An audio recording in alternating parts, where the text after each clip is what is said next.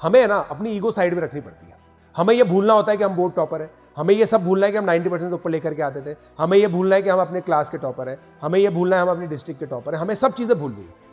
हमें बस ये सोचना है कि हम एक मिट्टी के घड़े हैं जिसका शेप बनना बाकी है, और वो शेप तभी बनेगा जब आप बिल्कुल बिल्कुल अपने आप को सरेंडर कर दोगे। और सरेंडर करने का मतलब ये होता है you are open to accepting your mistake. Hi guys, कैसे हो आप लोग? मेरा नाम है प्रशांत जैन। आई होप आप लोग बहुत अच्छे होंगे। अभी दोस्तों समर ब्रेक चल रही है और काफी बच्चे 9th और 10th के हैं जो अभी जुड़ रहे हैं बैचेस के अंदर, जो हमारे बैचेस चल रहे हैं। तो मैंने सोचा कि एक वीडियो आप वापस से बनाया जाए टॉप रैंक्स इन जेईई 27, 28, 29 के लिए। अगर आप लोग अपने 10th बोर्ड के रिजल्ट से फ्री हो गए अब और आप लोगों ने डिसाइड कर लिया है कि भाई सर अब सब्सक्रिप्शन लेना है, अब पढ़ाई चालू करनी है, then this is the time that you should understand the correct pedagogy of early start. Early start का मतलब ये नहीं होता दोस्तों कि आप लोग पूरी 11th, पूरी 12th, 9th और 10th में खत्म कर देंगे। It is not like that. It is about gathering the correct amount of information and assimilate it. Assimilate का मतलब बहुत स्ट्रक्चर्ड तरीके से हम लोग को चीजें पढ़नी है। तो यार देखो, 5 चीजें इंपॉर्टेंट होती है, आप लोग को पता है। एक होता है टॉप एडुकेटर। टॉप एडुकेटर सबसे इंपॉर्टेंट चीज होती है। आप एक ऐसे पर्सन से पढ़ रहे हो जिसकी क्रेडिबिलिटी है, जो बहुत अच्छे से पढ़ाता है और आपकी चीजों को समझता है। अभी जैसे जो मेरा निम्बस बैच है ना, निम्बस बैच के अंदर दोस्तों in every class I take 1 hour extra. हर क्लास में 1 घंटा एक्स्ट्रा ले रहा हूं, ताकि मुझे पता है अभी बच्चों को हैंड होल्डिंग की रिक्वायरमेंट है। मुझे ये चीज पता है कि बच्चों को थोड़ा बेसिक से पढ़ाने की जरूरत है, तो इसलिए मैं बिल्कुल बेसिक से उठा रहा हूं। और जो लास्ट का 1 घंटा होता है ना, वहां पे हम टॉप रैंक पे पहुंच जाते हैं। अचीवर सेक्शन हर क्लास के अंदर हो रहा है, जिसके अंदर मैं ऐसी चीजें बताता हूं जो IUQM के अंदर भी आती हैं, जो अलग एग्जामिनेशंस में भी आती हैं। हर चीज प्रूव करते हैं, हर एक चीज हम लोग प्रूव करते होते हैं। दूसरा होता है correct study material. Study material, हर एक क्लास का एक स्टडी मटेरियल होता है और एक डेफिनेट होमवर्क मिल रहा है वहां पे। डेफिनेट होमवर्क होता है जो अगली क्लास में डिस्कस होता है। क्लास का स्ट्रक्चर क्या रहता है? पहले होमवर्क डिस्कस होगा, फिर उसके बाद प्लेज होती है कि हम सब अच्छे से करेंगे। बच्चों को हर दिन ये याद दिलाया जाता है कि आपको डिसिप्लिन रखना है, ओबीडियंस रखना है, परसिवरेंस रखना है, और उसके बाद क्लास चालू होती है। तीसरी चीज होती है दोस्तों टेस्ट सीरीज। हर 3 या 4 हफ्ते में दोस्तों टेस्ट होता है, ताकि बच्चों को ये पता चल सके कि वो कहां स्टैंड कर रहे हैं।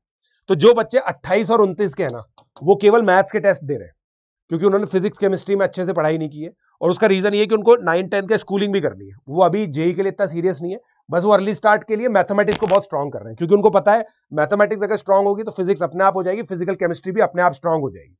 ठीक है। चौथी चीज होती है एनालिसिस। अब जब हम प्रिपरेशन स्टार्ट करते हैं ना, तो it is easier said than done. मैं बोल रहा हूं कि भाई आपको ऐसे ऐसे करके स्ट्रेट ड्राइव मारनी है, ये कितना इजी है बोलना, मगर ये करने में बहुत टाइम लगता है, इसको मास्टर करने में बहुत टाइम लगता है। तो वहीं पे एनालिसिस काम आता है, फीडबैक मैकेनिज्म काम आता है। ये तीनों चीज अच्छे से हो रही है। भाई मैं कह रहा हूं लाइव क्लास करो, कभी क्लास मिस हो गई। मैंने बोला क्लास में नोट्स बनाओ, कभी नोट्स मिस हो गए। मैंने बोला कि होमवर्क करो, होमवर्क का बैकलॉग हो गया। ये सब चीजें होती रहेंगी बच्चों के साथ। टाइम लगता है करेक्ट पेडागॉजी में पहुंचने में। करेक्ट पेडागॉजी क्या होती है? जब आप हर क्लास लाइव कर पा रहे हो, हर दिन का जो होमवर्क है वो हर दिन कर पा रहे हो, अगली क्लास आने से पहले आप रिवाइज करके आ रहे हो कि क्या पिछली क्लास में कराया था, ताकि इस क्लास में आप ये वाली जो क्लास है आपकी बिल्कुल स्मूथ जाए। तो ये सब चीजें होने में थोड़ा टाइम लगता है, और इसके लिए एक एनालिसिस लगता है, फीडबैक मैकेनिज्म लगता है कि हम क्या गलत कर रहे हैं, हमें पता होना चाहिए। और हम लोगों ने क्लासरूम में ऐसा माहौल बना रखा है कि यार we are person with zero ego. Zero ego का मतलब ये होता है हमें है ना अपनी ईगो साइड में रखनी पड़ती है। हमें ये भूलना होता है कि हम बोर्ड टॉपर हैं, हमें ये सब भूलना है कि हम 90% से ऊपर लेकर के आते थे, हमें ये भूलना है कि हम अपने क्लास के टॉपर हैं, हमें ये भूलना है हम अपनी डिस्ट्रिक्ट के टॉपर हैं। हमें सब चीजें भूलनी है। हमें बस ये सोचना है कि हम एक मिट्टी के घड़े हैं जिसका शेप बनना बाकी है अभी। और वो शेप तभी बनेगा जब आप बिल्कुल बिल्कुल अपने आप को सरेंडर कर दोगे। और सरेंडर करने का मतलब ये होता है you are open to accepting your mistake. जो भी मिस्टेक हम करते हैं, जितनी भी मिस्टेक हम कर रहे हैं, वो सब मिस्टेक हमें एक्सेप्ट करनी है। हमें ट्रुथफुल रहना है। हम हर एक क्लास में 10 से 12 पोल करते हैं। पोल मतलब होता है जिसमें मैं आप लोगों से क्वेश्चन पूछता हूं, कॉन्सेप्चुअल क्वेश्चन पूछते हैं, बच्चे उसके जवाब देते हैं, गलत करते हैं तो सीखते हैं। और मेरी क्लासेस के अंदर मैं बहुत ज्यादा गलतियां करवाता हूं, ताकि आप एग्जाम में गलती ना करो। This is the best part about it. ठीक है।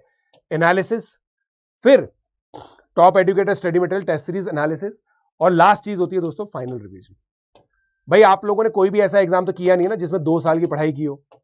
2 साल के अंदर 30 चैप्टर आप पढ़ लोगे, 30 चैप्टर के होमवर्क्स होंगे, उसमें इंपॉर्टेंट कॉन्सेप्ट्स होंगे, इन सबका रिवीजन होगा, तो आपकी जो पूरी हैंड होल्डिंग है ना वो चलेगी। कैसे चलेगी दोस्तों? देखो, दिसंबर 2025 में आपका सिलेबस खत्म होगा 11th का, जनवरी 2025 में से लेकर अक्टूबर 2026 तक आपका 12th का सिलेबस खत्म होगा।